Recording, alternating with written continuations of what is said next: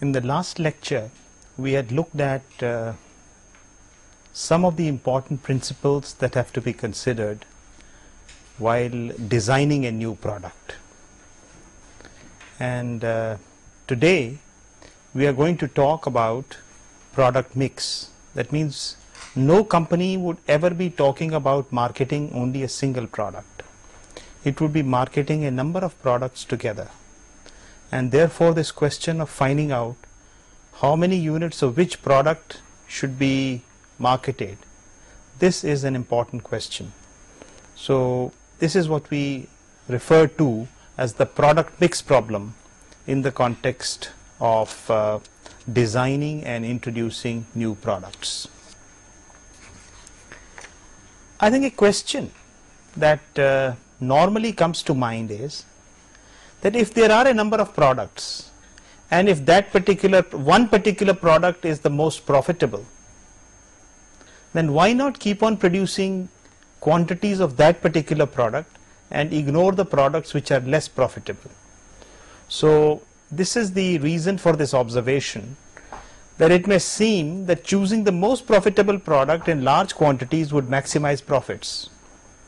However, in practice, this need not be so. Why? There are a number of reasons as to why this will not happen in practice. First of all, there would be a large number of constraints which would have to be considered before introducing any new product. Typical constraints could be, for instance, demand constraints. When we talk about demand constraints, what we are talking about is that the quantities to be sold of individual products could be limited by the market demand for those products, and therefore it is not entirely in your hands to be able to sell as much of the product as you want, even if the product is most profitable. So these are very significant constraints which have to be considered. Commitment to produce multiple products might be made by the company. It might have already committed to a large number of customers that it would supply some products. Some of the products may even be becoming obsolete, but for the sake of goodwill of the customer, you are committed to producing those products, and therefore you would have to produce multiple products in the whole mix of products that you make. To absorb the risk of producing only one product. You've all heard of that phrase, don't put all your eggs in one basket. So most companies are risk averse, and they would like to make sure that they don't put all their eggs in one basket. So if this is so, this means that the option they have at their disposal is to produce in a large number of products, and so that the risk can be shared by those products. Another common reason for introducing variety as far as product mix is concerned is to expand the customer base. So what happens typically is that one product captures a certain fraction of the market. If you introduce another product, that product will probably capture another segment or an overlapping segment of the market. So if you have a large number of products, you probably cater to a large number of customers. What is the reason that a company like Coca-Cola, for instance, makes not only Coca-Cola but also a number of Fanta and various kinds of drinks which are there? The reason is only to capture a greater customer base and introduce product variety as a consequence. Another reason for the introduction of products in the market, new products, is utilization of resources. Quite often, with one product, you might not be able to utilize all the existing resources that you have, and therefore you might want to introduce some related products so that your resources are better utilized in that sense. So this could also be a consideration. So it becomes therefore almost imperative for a company to introduce variety introduce a large number of products together and talk about developing a product mix. So that's the problem that we are addressing ourselves to today.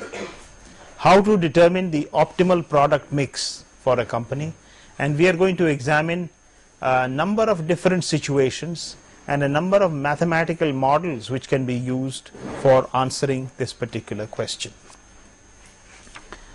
Let's first take an example of a situation with which we are already familiar, and the problem is that suppose a company is producing 3 products, we call them A, B and C. These 3 products require processing in 3 different departments. These different departments could be, it could be a lathe, it could be a grinding machine, it could be a milling machine, or in general we are talking about 3 different departments. And apart from these 3 different departments, the product requires to be inspected. So there is an inspection department, and then there is a shipping department. So there are these 5 departments which come into play in the manufacture of these 3 different products. The information that we have at our disposal is processing time in hours per unit. So we have estimated, for instance, that if a unit of product A is to be estimated, it would require 0.14 hours per unit in department 1. Similarly, it would require 0.6 hours per unit in department 2, and so on in different departments. And notice, of course, that product C does not require any processing in department 1. And the unit profit from sales of these 3 products are given here: 42 rupees, 40 rupees, 36 rupees is the profit that you earn by selling 1 unit of product A, B and C respectively. And it is given that the sales for these products vary, and historical experience shows that the minimum sales for this product is 150 units for the planning period which we are considering, and it can at most go up to 250 pieces per period. Similarly, the figures for product B are 200 minimum sales and 400 maximum sales for the product B, and for product C the corresponding figures are 360 and 500. So this would be typically the kind of data that you would require for doing any product mix problem using, let's say, linear programming. We are talking about the case when we can handle this through linear programming. Obviously, the assumption that we are making is that costs vary linearly, which means that if it takes 0.10 units hours per unit to make 1 product, 2 products take 0.20, 3 products take 0.30 and so on. So that's the assumption we are making. In effect, what we are ignoring here is the fixed costs. Or you may assume that the fixed costs are actually included in these, and we are making the assumption that costs are linear. So in this data that we have collected for these 3 products, we have the processing time in hours per unit, and then we have for each of the departments the hours of capacity. For instance, department 1 has a capacity of 160 hours, department 2 has a capacity of 320 hours, department 3 has a capacity of 160 hours, and similarly the inspection and shipping each have 80 hours. So the differences in the capacities, as I mentioned, could be because of the varying number of shifts that you operate these various departments in. Now let's try to formulate a linear programming problem for this particular example. Our decision variables are clearly x1, x2 and x3, the quantities of A, B and C to be produced. And since the profits are 42 rupees, 40 rupees and 36 rupees respectively from a unit of sales of each of these products, then we can easily write down the expression for the objective function, which is to maximize the profit, which will be 42x1 plus 40x2 plus 36x3. So this is what is to be maximized. subject to the various constraints. Now the constraints in this problem are essentially the capacities of the various departments. For instance, the first department, if you see, has a capacity of 160 hours and it processes product 1 and 2 and does not process department 3. So if you look at the column in that particular data that we were examining a short while ago, you'll find that 0.14 hours per unit is the requirement of producing a unit on unit of A, and 0.10 is the requirement of producing a unit B as far as the first department is concerned. So the total time required for the production of these items is 0.14x1 plus 0.10x2, and this should be less than or equal to 160, which is the number of hours available. We would have a similar constraint for each of the departments. We have 5 departments, so 1, 2, 3, 4, 5. The right hand side here is the hours of availability, and this is the total consumption in terms of time in the various departments, depending upon the processing times and the quantities to be produced. And then we have sales restrictions. The typical sales restrictions for this problem are that X1, that is the quantity demand for the first product, should lie between 150 and 250. So we have a constraint saying that X1 is greater than or equal to 150 and less than or equal to 250. And we would have similar constraints for the other 2 products. Product 2, for instance, has a sales which will lie between 200 and 400. So we say X2 should be greater than or equal to 200 and less than or equal to 400 as shown here. And similarly, the third product you have should be, the demand lies between 360 units and 500 units. So what we are basically interested in is developing these constraints. So we have the total number of constraints for this problem is going to be, we have 5 of these constraints, 1 for each department. Then for each of these 3 products we have an upper bound and a lower bound constraint. So 6 such constraints. So the total number of constraints that we have is 11, and we have 3 variables, 3 decision variables, x1, x2, x3. Now the solution to such a problem can easily be obtained by using any one of the computer packages which are available.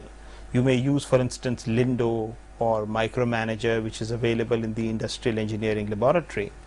And we will therefore not go into the solution techniques because you're already aware of the ways of solving linear programming problems.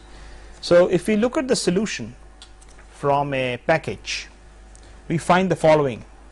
We find that the total profit is 28,016 rupees, and the values of x1, x2 and x3, the optimal values of x1, x2 and x3 work out to 168, 200 and 360 units respectively. Now apart from this information about the product mix, so this is the optimal product mix and this is the profit that you get from this particular product mix. There is some useful information that you get from the output of a typical LP package, and I am just pointing out here some things that need to be emphasized. For instance, in the optimal solution, it is found that only 3 constraints are satisfied as equalities, and these are the 3 constraints which are satisfied as strict equalities. The other constraints, that means out of the 11 constraints, only 3 constraints are satisfied as strict equalities. That means the left hand side is exactly equal to the right hand side and so on. This particular constraint, as you can see, is nothing but the utilization of a particular department. You can see, for instance, that this pertains to, let us check up from the data as to which department it refers to. You would see, for instance, that if you look at the problem, we are referring to the shipping department here. So this is a constraint corresponding to the shipping department, which says 0.10x1 plus 0.10x2 plus 0.12x3 should be less than or equal to 80, which is the capacity of the shipping department in that sense. Since this constraint is satisfied as an equality, and similarly we have x2 is equal to 200 and x3 is equal to 300. For all such constraints which are satisfied as strict equalities, you can calculate a shadow price or a dual variable, and these shadow prices or dual variables are available in the solution that you obtain from any package.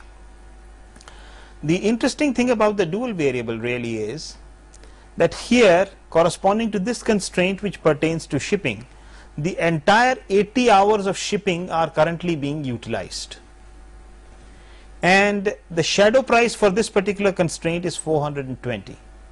What it shows is that if you increase the capacity of the shipping section by 1 unit, that is, make it from 80 to 81, the contribution to the profit is likely to be 420.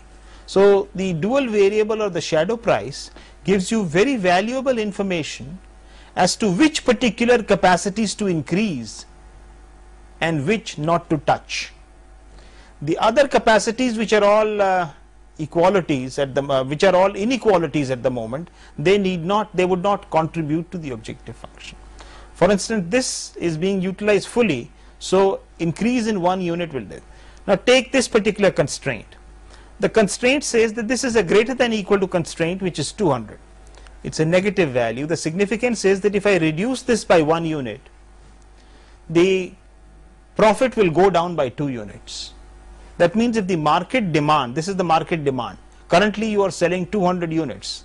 So if the market demand falls by 1 unit, your profit will fall by 2 units. That's the implication. Similarly, this one is greater than 360 units. So if this falls by 1 unit, the profit is likely to fall by 14.4 units.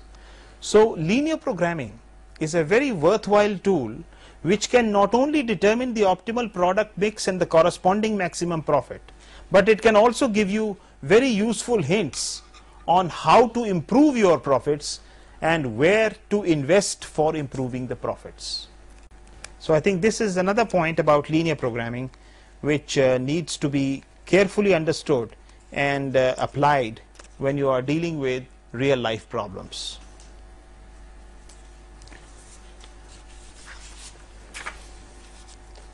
After having looked at the simple linear programming problem, in real life there can be a number of conflicting multiple objectives.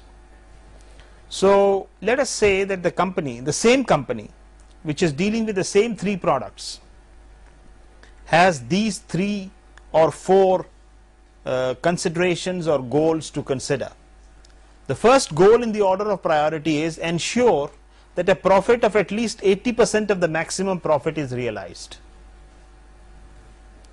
2, that you want to maximize the utilization of department 1. Department 1 has 160 hours of capacity. In the current optimal solution, the department 1 is underutilized. So they want to maximize the utilization of department 1 at a second priority. Third thing is ensure at least 20 hours of idle capacity in department 2. What could be the motivation for an objective like this? It may so happen that the company is interested in or is already committed certain capacity of this particular department to other users. So it would like to make sure that at least 20 hours of idle capacity are retained in department 2. And the fourth constraint is ensure that the utilization of department 3 is exactly 150 hours. So we are using this example to see how a goal programming formulation could be set up for this case, and I think that would give us some insights into how to handle multiple constraints.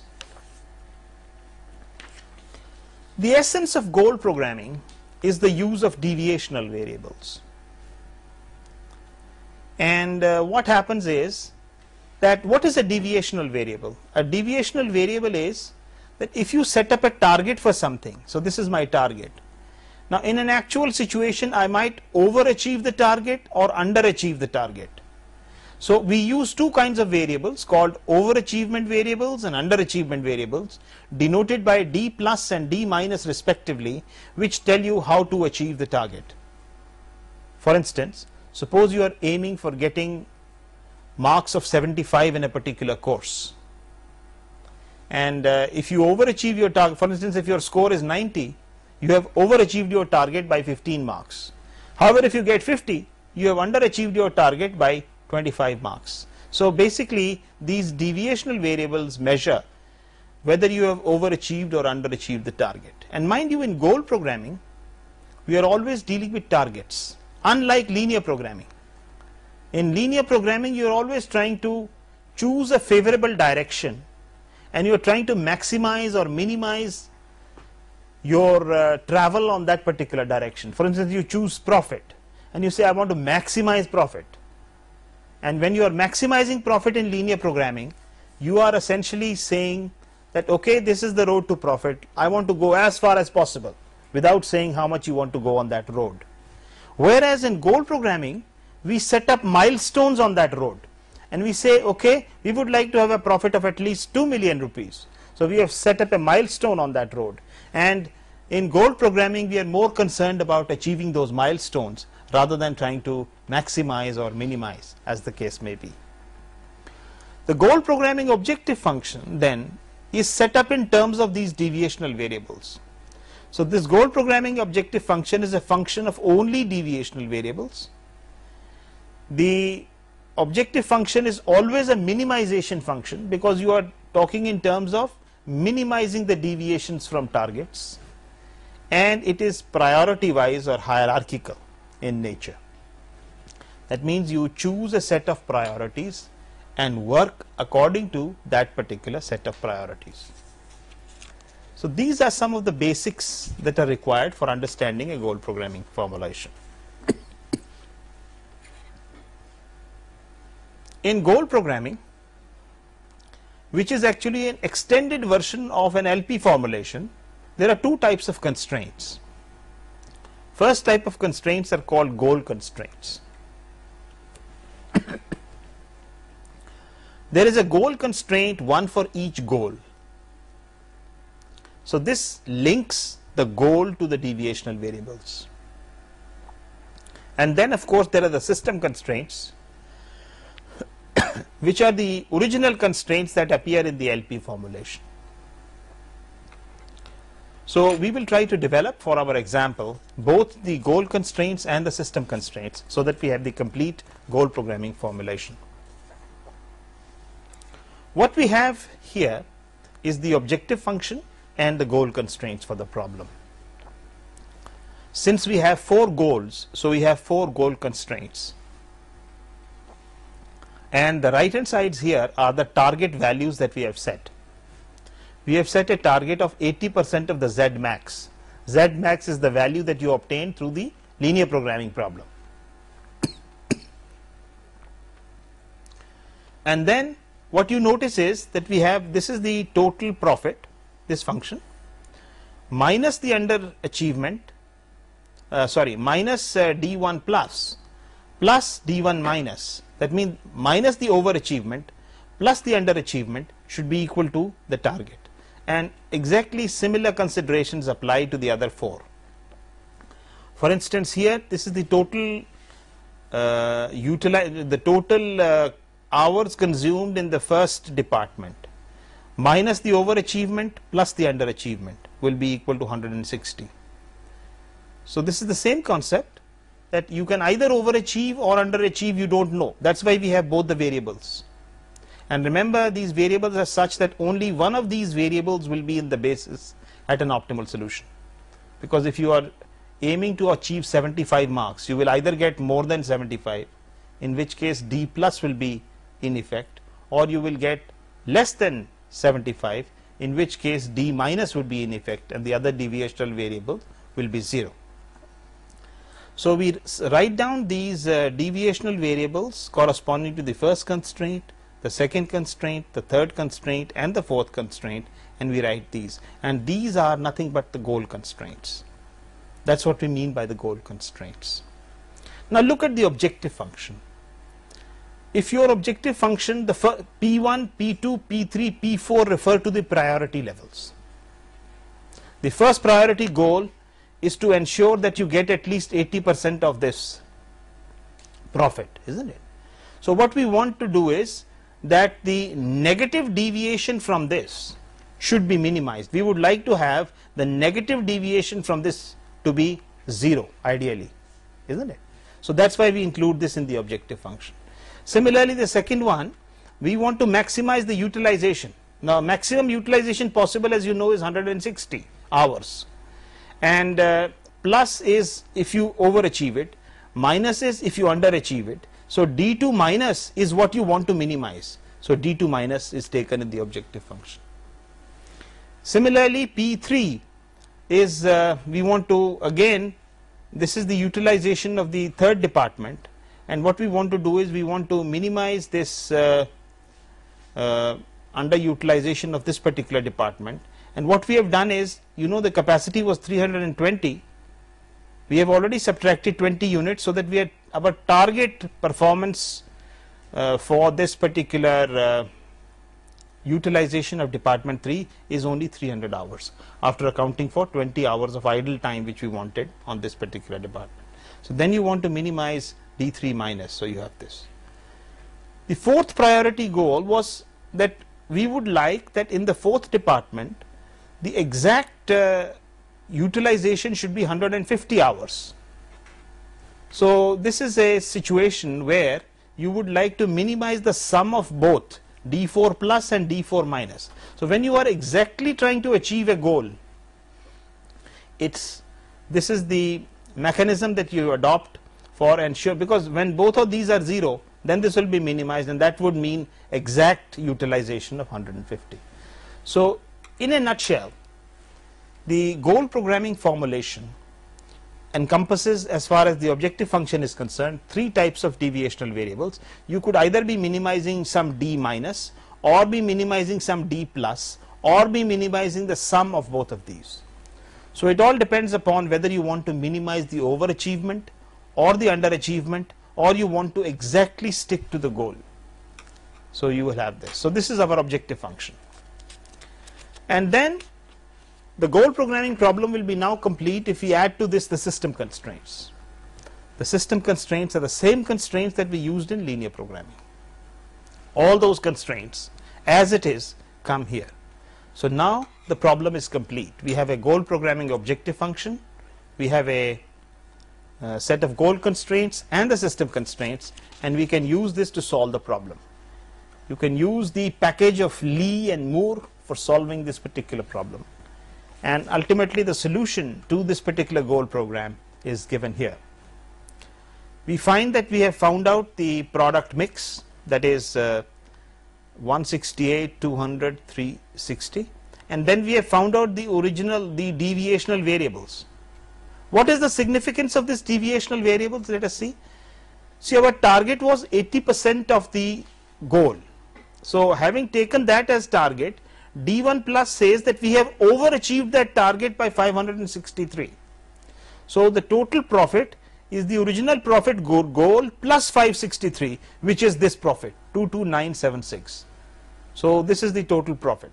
Similarly, the utilization for department 1.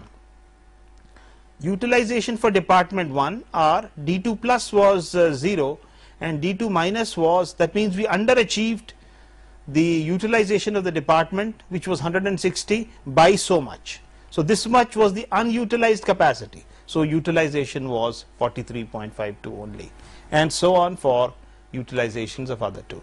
So you can accommodate multiple goals and find out the values of the objective function and the other utilizations and other goals that you want by treating this kind of thing. So goal programming is basically, as I said, an extension of linear programming in which we could accommodate a variety of goals and solve the problem. Let's look at a third problem in the context of the product mix. Let's look at this problem of what we call the unconstrained stochastic product mix. So far we have assumed that the product demands are deterministic. Now if we assume that the product demands are not deterministic, but they are probabilistic and maybe follow certain probability distributions, how are we going to determine what is the optimal product mix in such a situation? Just to keep the problem simple, we will consider the following assumptions. We will make sure, we'll assume here that there are n different items. These n different items have uncertain sales potential. That means we don't know exactly how much each item will be able to sell, and the demand for an item is a random variable with a specified probability density function. That's what we will assume, okay? And this would be something that would come to you from experience, right? You would know, for instance, that if you have been selling every day say certain medicines, the chemist knows that the demand for crocin is like, daily demand for crocin is likely to be anything from 10 to 400 maybe, depending upon the season, right? Whatever it is. And you could probably fit some suitable distribution to that. And we'll assume that it's a short duration sale, just to simplify things, so that we don't have to consider other types of costs. And there is no opportunity to reorder. Let me give you some examples of this situation. For instance, if it is known to a company, suppose a number of companies are preparing for setting up an exhibition at Pragati Maidan, and this is going to be a short exhibition of, let us say, 3 days or 4 days, and they want to keep different items for sale, and each item has a probability distribution for sales. That's what we're trying to say. So what the question that we're trying to address is, how much of each item should this company stock in the sale such that its expected profit is maximized, right? And the maximization of the expected profit should be subject to the consideration that during this period of the sale, which is a short-term sale, we are not allowing fresh consignments to come in. That means whatever they have brought in the beginning, only that. So either they will sell everything, or they will have shortages, as the case may be, but we are not allowing for new replenishments during this period. That's it, okay? This is the basic idea. In fact, jocularly, this is the problem of the sabzi wala who goes to the mandi every day, right? Every day in the mandi he has to buy different vegetables. So these are the products. He knows from past history the demand for each of these vegetables. Aloo jo hai 10 kilo और 15 kilo के बीच बिकता है, and so on. भिंडी इतनी बिकती है. So this assortment of vegetables he has to buy. He has to decide every day how much of vegetable to buy each day, such that this is an ongoing affair. Every day he'll have to do this decision, such that his expected profit is being maximized. And once he brings the sabzi to his shop, he will not be able to go to the mandi during the course of the day to bring additional sabzi. So we are basically talking about that situation. So this is the second example. The third example that I can give you is, for instance, take the case of perishable commodities. All perishable commodities like medicines, foodstuffs, they have a shelf life. So a typical supermarket might be interested in finding out the quantities of different items to stock for a certain period, such that their expected profit is maximized, assuming that there are no further replenishments during that period, because the replenishments from a chemist or something generally come only on a particular day, on Mondays, when the supplier comes and gives you the supplies, in that sense. So this is the kind of scenario that we're trying to model here. So let's look at this problem. Let's first introduce some notation to formalize the problem. Let's say xi is the initial stock level of item I. So this is our decision variable. We won't need to find out how much of each item to stock. Ci, small ci, is the unit procurement cost of item I. Ri is the unit selling price or the revenue that you get if item I is sold during the sale. And Ri prime, actually what we are talking about here is not Ri but Ri prime. So Ri prime is actually the unit disposal value of item I if not sold during the sale. So what we are saying is, take the example of the vegetable vendor again.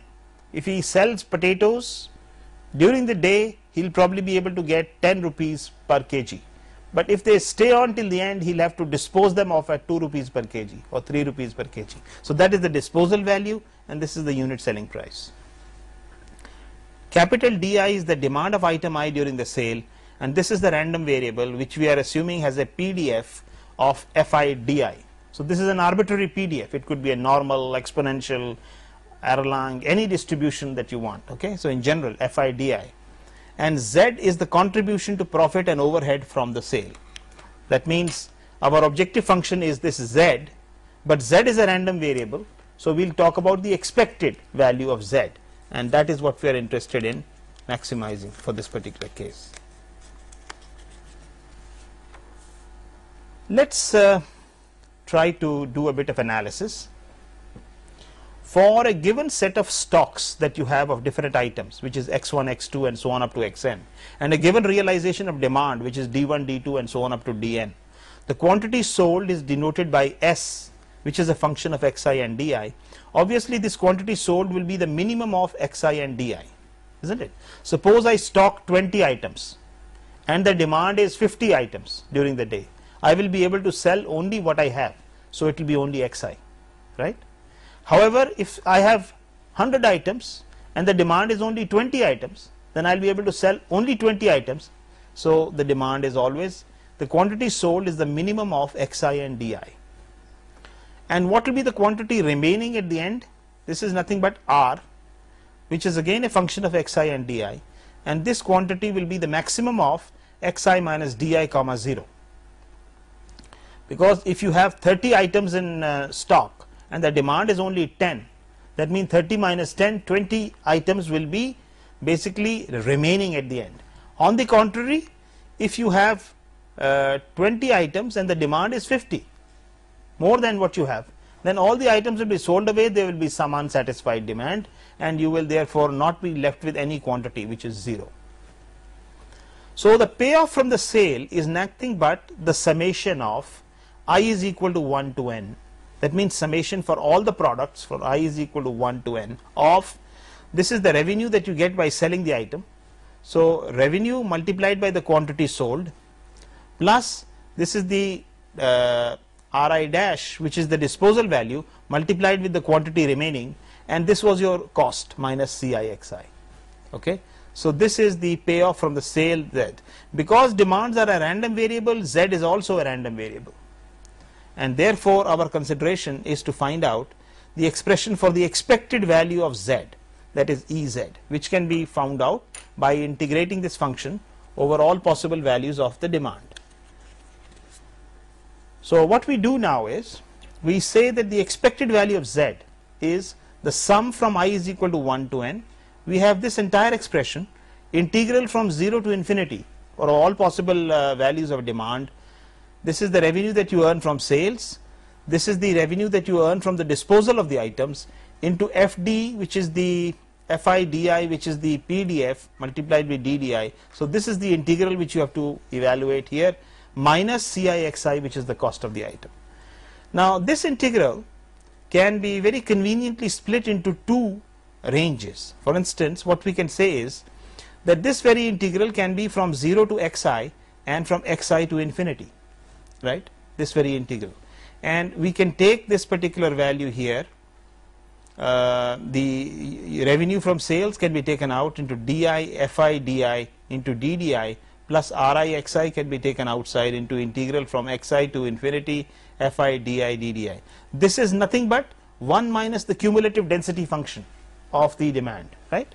So this particular expression, on the other hand, that is the quantity remaining, this was the first integral. We are talking about the quantity sold, which can be depending upon whether the demand is less than xi or the demand is greater than xi. You have a different function for that, and the quantity remaining is xi minus di. This is the quantity, and this will happen only if the demand is between 0 to xi. If the demand exceeds xi, this quantity will be 0. So in this second case, the integral will, on the second part of the integral will not be there. Okay, So if you just rearrange the terms, you get this expression that the sum of all the products from 1 to n, Ri minus Ci into Xi plus Ri minus Ri prime, integral from 0 to Xi di, dd, fdi, ddi minus Xi, fi, Xi is basically the expression for the expected value of Z. Now what we are interested in doing is from this expression for the expected value of Z, which we have developed, we are interested in that particular value of Z. We are interested in maximizing the value of the expected value of Z.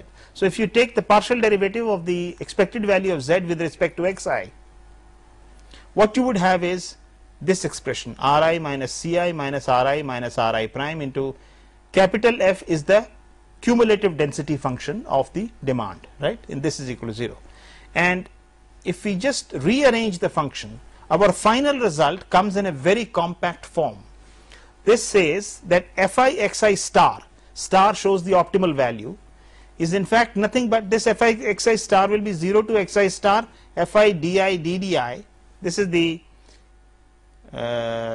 cumulative density function up to the value xi star is nothing but Ri minus Ci divided by Ri minus Ri prime, and there would be one such equation for each product. So I is equal to 1 to n, so you have n such things, and these equations would in fact be pretty simple to evaluate, because what you would have to do is the right hand side is a constant Ri minus Ci, this is the revenue, this is the cost that you get for the item, this is the revenue, and this is the disposal value. So this is a constant. So particular value of the constant, if you equate it to the CDF of the demand, you know the value, you can find out what the corresponding value of xi star would be from the PDF of the distribution or the CDF of the distribution. Let's take an example to illustrate this approach. Let's say we have a simple problem of the stochastic product mix in which we have 3 products, 1, 2 and 3, and these 3 products have unit cost of 10 rupees, 20 rupees and 30 rupees, and the revenue from sale, if you can sell it during the sale, during the Pragati Maidan sale, then this will cost you 20 rupees, this will earn 20 rupees, 35 rupees and 50 rupees respectively. However, if these are not sold during the sale, then you will probably have to sell them off for a lower value than the cost even, and so these costs are 5 rupees, 10 rupees and 20 rupees. In fact, classically this problem is also known as the newsboy problem, because a newspaper man who has to buy newspapers every day and sell them, the demand for newspapers is also a random variable, and he doesn't know how many to buy such that at during the whole year his expected profit is maximized. So here we are taking a situation where the news vendor buys the Hindustan Times, the Times of India and India Today, and each one of them is priced differently, each one has a demand which is given here.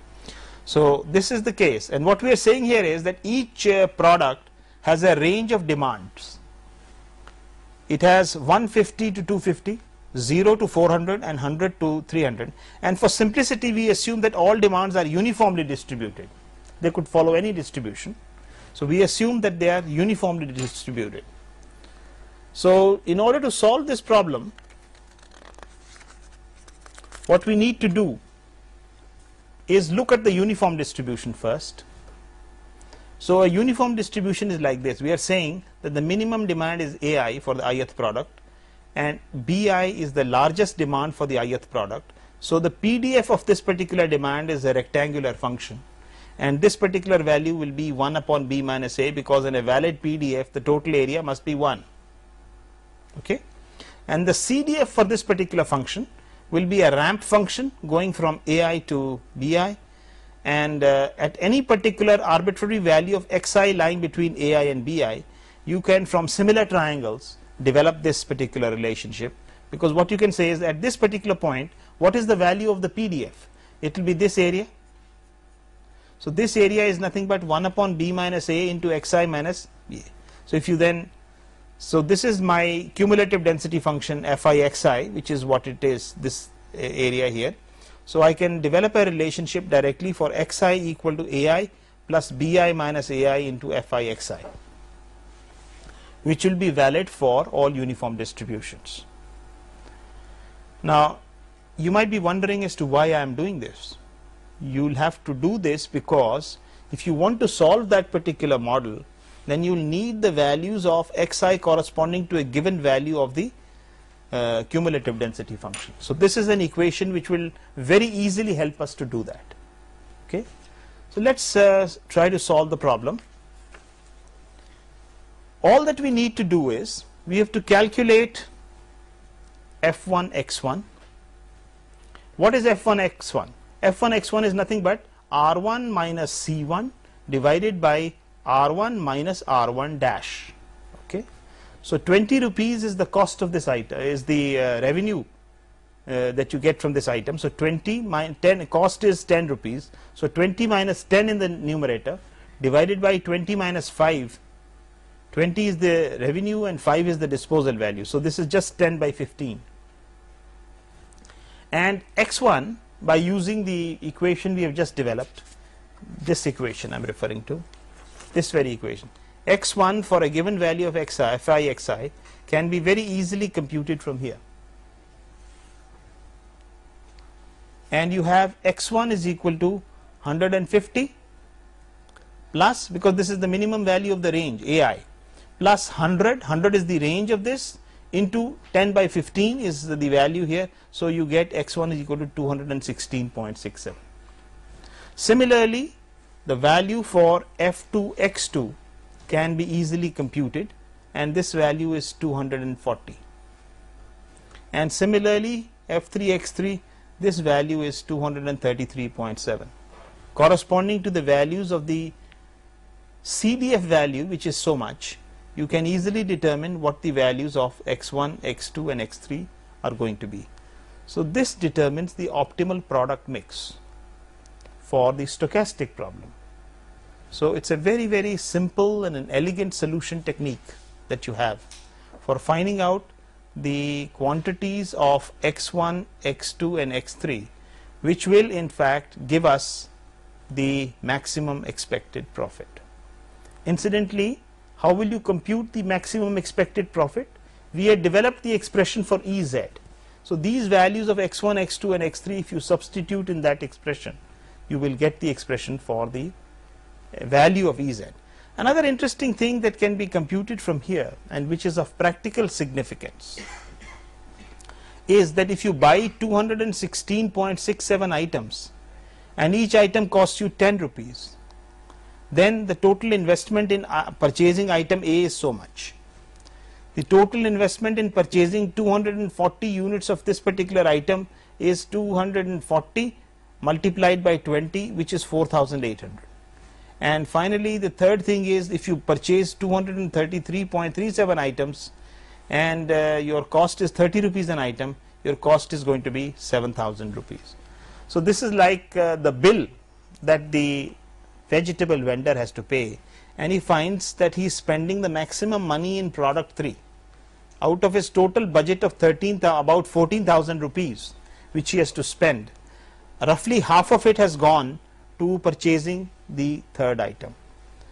And now, so these are very useful insights that you can get into determining the optimal product mix under a situation where the demands are random variables. In that case, what we have considered in this particular example is a situation where there are no constraints on the budget, right? For instance, if the person who was to buy these 3 items had more than this much amount of money, he had 15,000 or 20,000 rupees in his pocket, he would not be concerned, because he can easily buy all these items, and that would be the up. But suppose he had a limited budget of only 10,000 rupees. If he had a budget of only 10,000 rupees, he would have to curtail some of these items so that everything is confined to his budget of 10,000 rupees. So that would be the case of a stochastic product mix with a single budget constraint. We have not addressed that problem. That problem will be addressed in the tutorial classes. But what you can see is that ultimately what will happen is that you will have to cut something everywhere, and how much you cut at each of these places is actually determined by the process of optimization. So that problem can be solved by using Lagrangian multipliers superimposed on this particular problem, and we'll see how the constraint problem can be solved. Finally, let's look at what we have done today. In today's lecture, we have basically looked at the motivation and considerations behind the product mix problem. We had seen, for instance, as to why product mix is done, because you don't want to put all your eggs in one basket, because there are different kinds of constraints which we enumerated. So you have to be careful about, and you have to be aware of all those things as to why the product mix problem becomes important. And then in this lecture we looked at some commonly used formulations of product mix, illustrating them with examples. We looked, number one, at the linear programming formulation, which is a classical formulation and is still a very, very useful mode of solving this particular problem. Then we looked at a goal programming formulation for accommodating multiple goals. The major limitation with linear programming is that you can take into consideration only one goal or one objective. So goal programming formulation, which takes a number of deviational variables, can accommodate multiple goals.